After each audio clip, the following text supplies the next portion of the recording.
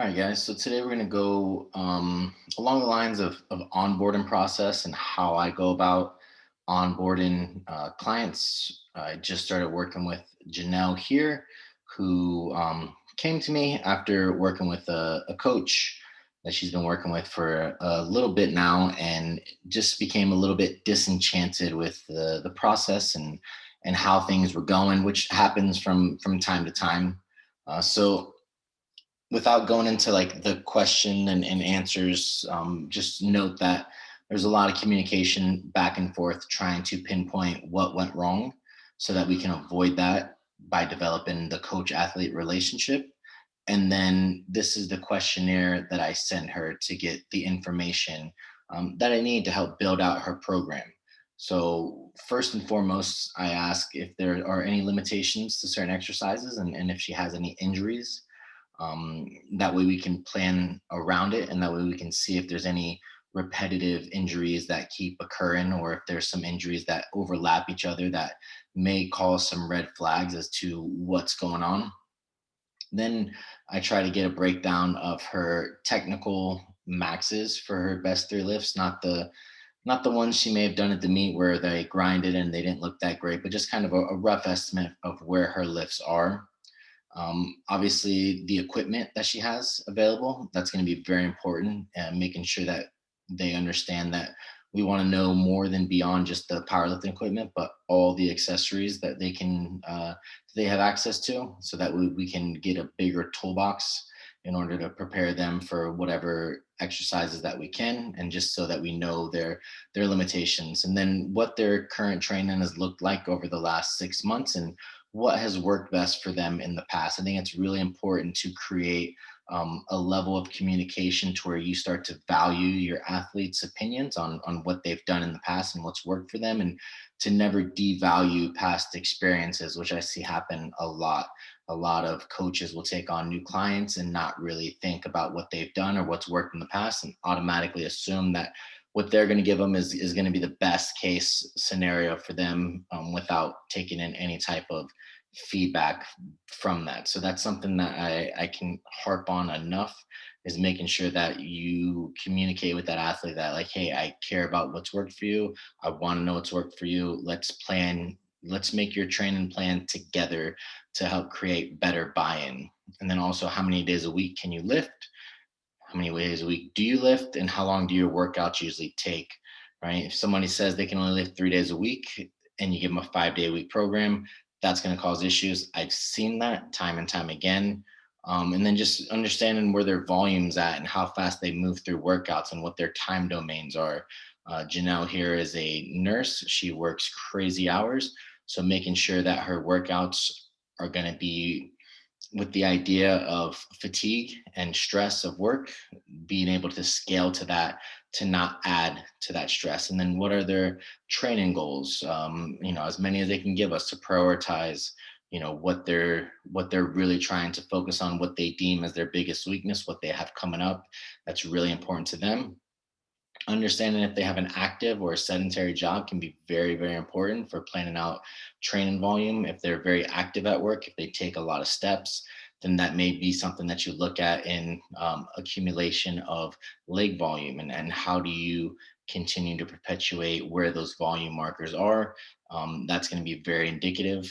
Also, if they have a very active job, a follow-up question would be, how many calories are you eating? Are you in a cut? Are you in a surplus?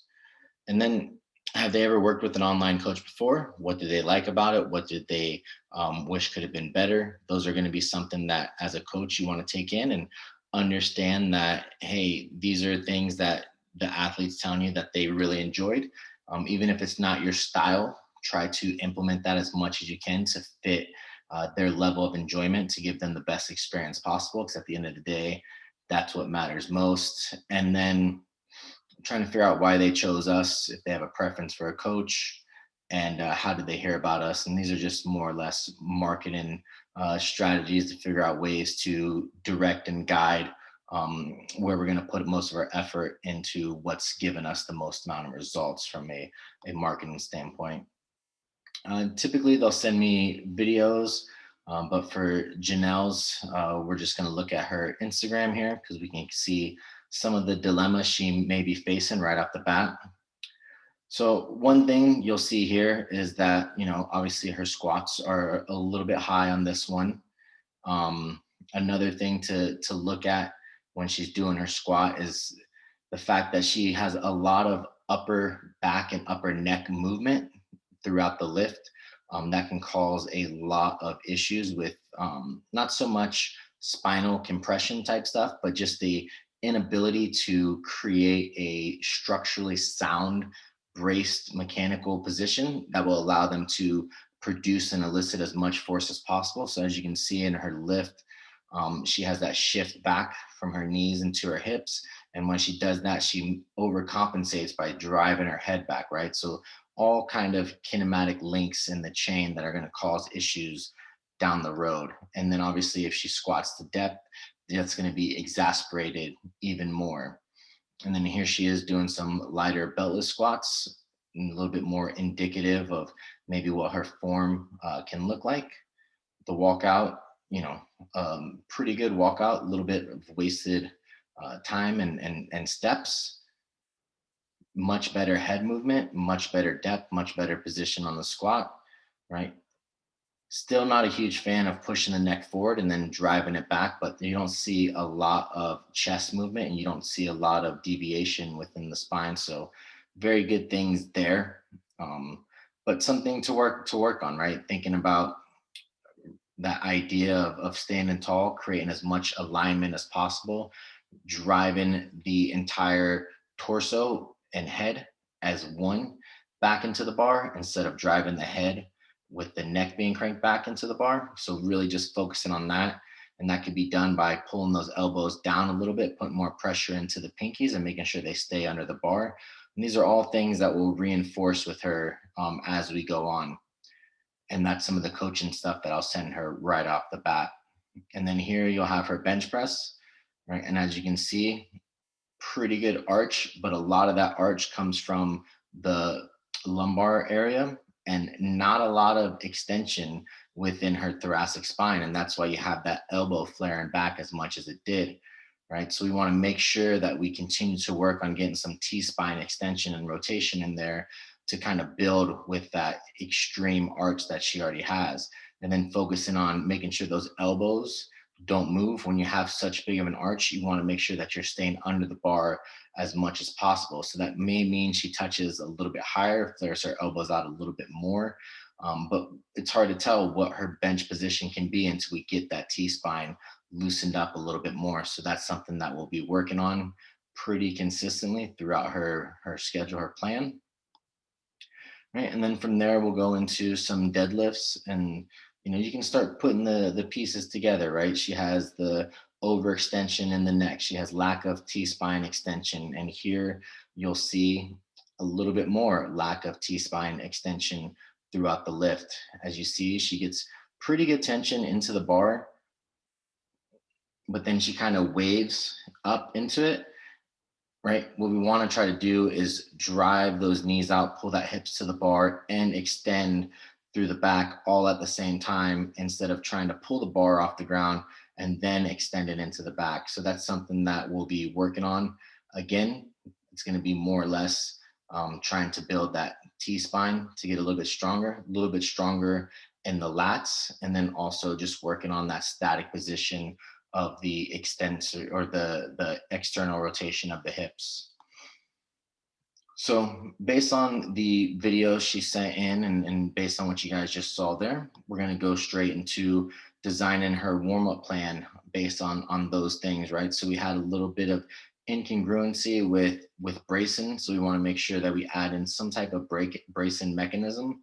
So this will be a side plank to kind of activate the obliques because that seems to be a big problem with a lot of people.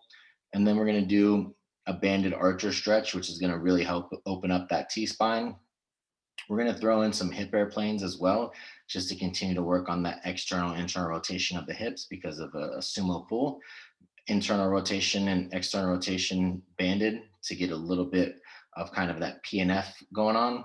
And then again, cable Y, T, and W's just to strengthen up that upper back, that T-spine area. And then on our upper body days, kettlebell windmills are going to be another great way to get some T-spine rotation and extension in. Kettlebell bottom up presses just to get some more serratus anterior work in when they have an extreme arch like that and they're severely protracted. We need to work on some retraction type stuff to get the serratus anterior working as much as possible. And then we're going to do some 90-90 positional work with and without weight just to make sure we're continuing to open up those hips for bench press and just keep them loose going into lower body days as well. Cuban press, another great way to warm up the shoulders and also work on that extension of the T-spine, and then some more serratus work just to make sure that we're drilling that and drilling that as much as we can. And then we're going to throw in some rooting and X drills to continue to progress the idea of rooting and bracing and trying to be as dynamic as possible. So then week one, we want to see a little bit more of the actual competition lifts so that we can continue to build out more and more of her ability to perform and execute the lifts perfectly. The fact that she's squatting high in one video and then squatting good in another one tells me there's inconsistency and incongruity within her form. So we want to make sure that we're dialing that in as much as possible. So we're going to do some squats, we're going to do some deadlifts, and we're going to do some bench press, right? Not very complicated. That's what the sport demands. That's what we're going to do. And then we're going to continue to pick some things that reiterate where some of her common weaknesses were, right? So we're going to have that front foot elevated split squat to just help get the extra range of motion so that she's getting strong adductors and strong inside a deep flex position. Same thing with the pause belt squats, continuing to work on deep flex position and trying to get really strong in the adductors. And then here we're going to do some front rack kettlebell split squats, really trying to get that T spine and upper back as strong as possible. Same thing with the banded sissy squats with the dumbbell in that goblet position. And then we got some back work on pretty much every single day just to continue to reinforce trying to develop a big, strong upper back. And then we're going to have, like I said, a little bit more, a lot of bench pressing and a little bit more hypertrophy work in the very beginning, mainly because I see women tend to have deficiencies within upper body compared to lower body. So just trying to add a little bit of tissue is going to allow them to exponentially increase their load. Doesn't necessarily mean that that works for everyone. It doesn't work for a lot of males, but for females, it tends to have a high congruency of increase in upper body size is going to allow them to increase their bench press. And then we're going to do some single arm work in there and some cable flies just to continue to work on shoulder health and try to get the shoulders as healthy as possible. And then week two, just more of the same, right? So we did a single with some back off work in week one. And then week two, we're going to do a little bit more volume work just to see if there's any breakdown in the technique as fatigue gets a little bit higher, but staying within a lower RPE range. But then if that's going to be lower, more voluminous, then we're going to try to push the other stuff a little bit higher intensity. And then the deadlift, we're going to get the single in. I'm really just trying to focus on where that technique is breaking down and what it's going to look like. And then we're going to continue this block with the higher volume type of bench work. And we're just going to see if that's going to lend itself to any ability to drive adaptation, neural adaptation, and hypertrophy all in the same get go. And then see in the next block if we can start adding in some singles here and there and see how that pays off with the added hypertrophy. So that's kind of the idea behind onboarding a client is you give them the questionnaire, they fill it out, you have some back and forth just to make sure you get everything dialed in. They send you their training videos, you go over their training videos, make notes of what they need to work on, what you see they're doing good, what you see they're doing bad, relay that to them and create their plan for them, right? With the idea that this is going to be the first 4 to 8 weeks of the warm-ups. And based on your week-to-week feedback and check-ins, you're going to continue to tune that and make sure that that fits everything that they need, understanding that this is not going to be the same throughout the entirety, but the volume is not going to be drastically increased as well. And then just continuing to reinforce those things that you saw within their training videos, the things that you saw within their questionnaire throughout your program, and then get that week to week feedback on whether or not they're handling the volume or they're not handling volume, et cetera, et cetera. And if there are exercises that require more description, right? Write that in, put hyperlinks in so they know what they're doing, and make sure that they ask questions before. So that's pretty much the onboarding process, guys. If you have any questions on how to onboard clients or what are some other things that you can look for, definitely ask them below. I'll be happy to answer those for you. Understanding that this is what I do, definitely feel free to add or take away anything that you want. You want to find what works best for you and what gives you the results that you're looking for with your clients and the feedback that you're looking for with your clients. So if you guys have any questions, drop them below. Happy to answer.